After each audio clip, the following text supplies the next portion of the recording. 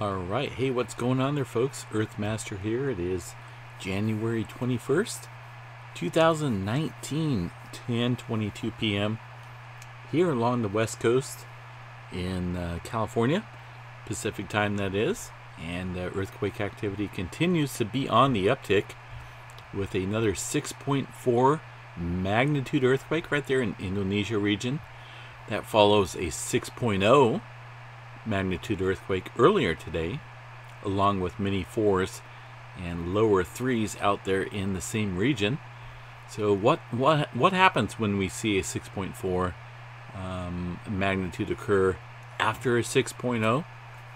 Well, possibility of a larger earthquake exists within this region, most definitely. A 6.0 earthquake is a pretty good magnitude earthquake, right? But when we see a period of aftershocks following that 6.0, followed by a larger earthquake itself, we kind of want to pay attention to what's going on in this region right here. And that includes the possibility of a larger, much larger earthquake occurring in that region. So we will be keeping an eye in that area overnight and into tomorrow as well. A lot of the earthquake activity out here along the western Pacific is pretty quiet. I mean, it's not quiet, but it's older activity. And older activity means the redder color rings indicating some older earthquakes about ready to drop off the globe right there. All the activity right now is mostly confined in the Indonesia region. There you can see the wider colored rings indicating most recent earthquakes there. There is some larger earthquakes up here around the Alaska region, and fairly deep as well, with a magnitude 5.2 magnitude earthquake occurring up there around the Alaska region at 127 kilometers below the surface right there. And it's rather interesting. I mean, it's they have had some earthquake activity up there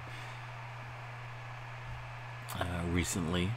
And of course, the aftershocks continue following that large earthquake they had back there some months ago, right?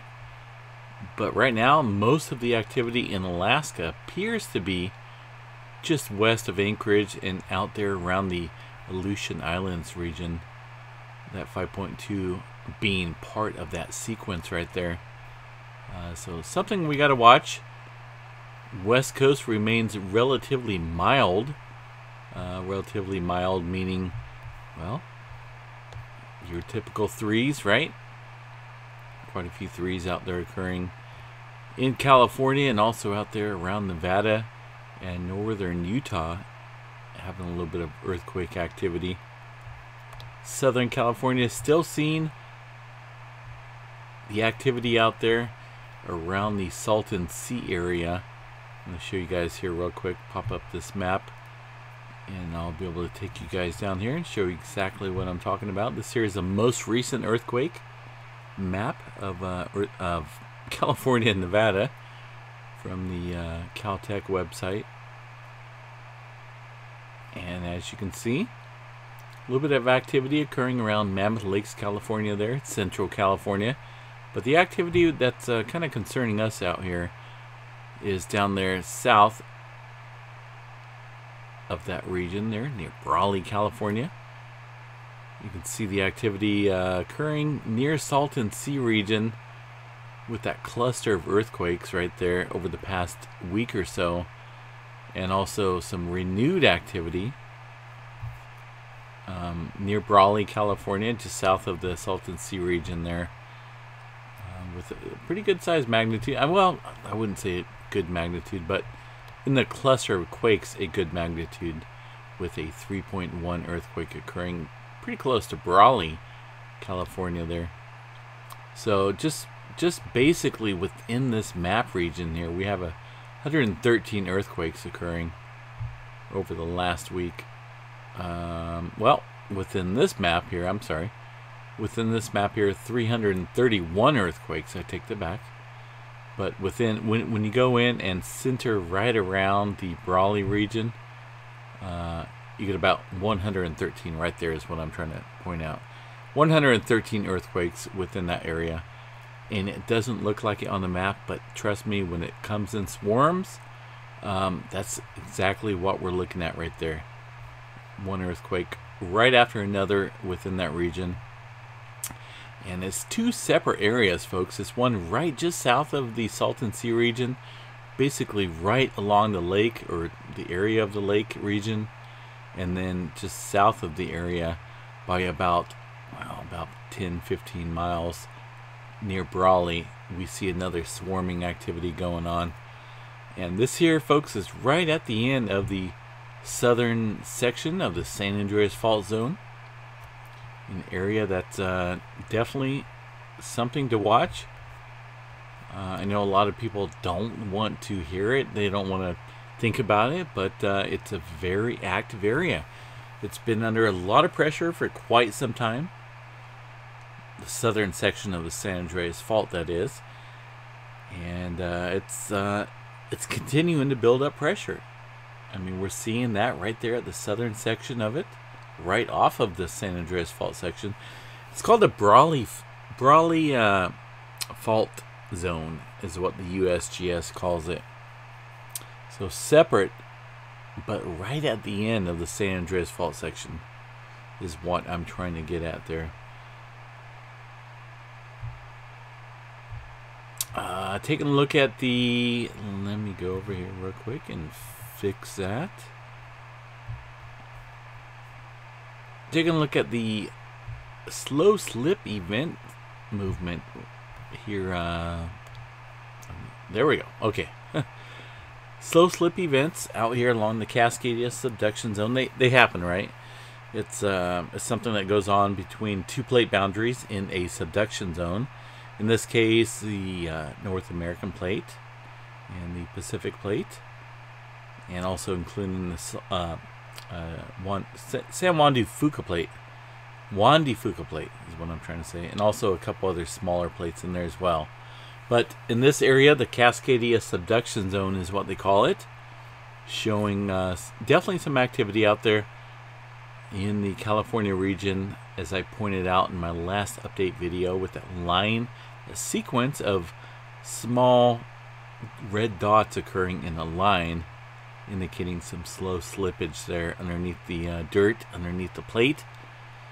But most of the activity right now is confined up to around the Vancouver Island area, in a pretty good cluster there. Let's go back here. I just want to show you guys the last 12 hours of activity. This here is just the last 12 hours of activity, and you can see most of it is confined up there around Vancouver Island in a pretty good cluster of quakes right there. Now, this is not earthquake activity, as I've pointed out many times in the past, but slow slippage between two plates, two plate boundaries, and like I said, in this case, the Pacific plate and the North American plate there, subducting. Pacific plate subducting underneath the North American plate there. So yeah, you know, what all does it mean? You know what? I pointed out actually a couple times in the past. It's something to pay attention to, and maybe we could be passive on this, but you never know. It's good to pay attention whenever we see a large cluster of activity occur in a certain region. You know, because stuff is happening below the surface there. That means one section of the plate is definitely moving, and it's being recorded, while the other sections are probably building up pressure, right? And as I have pointed out many times in the past, most of the activity occurs in Northern California, Southern Oregon, and also in Vancouver Island that we're seeing right now, and throughout Washington and parts of Northern Oregon. Most of the activity we don't see happening is in Central Oregon, right off the coast. That is a pressure point, and that is an area that's building, continuously building pressure and activity as the other parts of the plate subduct underneath the North American plate. And that right there, folks, is something to watch for. So Central Oregon, definitely like I said many times, it's going to happen. A big Cascadia earthquake's going to happen, and I think most of the scientists out there agree that it's going to be out there around the Central Oregon area, and there's many facts to back that up there. So anyway, folks, the Earthquake live 3D stream is back up. If you missed my announcement earlier, I was pretty sure I was suspended from YouTube live streaming for at least 3 months. That's the message that I got from YouTube itself. But you know what? I'm not going to complain. I am definitely being the appreciative person and giving thanks out to the YouTube folks out there for allowing me to stream once again. Last month, well, I think it was about a month and a half ago there, some music got played on the live stream that was not, that was copyright protected. And YouTube picked it up and blocked it worldwide and put a strike out there on my channel and prevented me from live streaming for 3 months. I messaged them. I told them it was an accident and all that stuff, and they told me, you know what, that I'm suspended for 3 months and do not do it again. So anyway, I went to check my YouTube channel today, checked a couple stats and whatnot on there, and seen that I was able to live stream once again. So I don't know what happened. I'm not going to complain. I'm glad I'm able to stream again out here, because storm season's coming up pretty soon here in a couple months in the springtime. And I'm definitely glad I'm able to stream once again. So I will continue this live stream out here, this Earthquake 3D live stream and live data. But no music will be played right now until I can 100% agree and see for myself and verify that it's non-copyright. And I'll go from there. But for now, the audio that will be produced out here will be the bell notification from the Earthquake 3D stream. So anyway, folks, I think that's it. It's pretty active out there in the western part of the Pacific Plate. I expect it's possible we could see something a little bit bigger out there following that 6.4 earthquake here just a little bit ago. So we'll keep an eye on it. In the meantime, stay tuned. And if you can, please share the live stream out here on your YouTube channel, your Facebook channel, your Twitter account, whatever you use for social media. Please share it and let folks know that we're out here trying to keep people safe and provide factual information out there to the viewers. So, all right, folks, have a good night.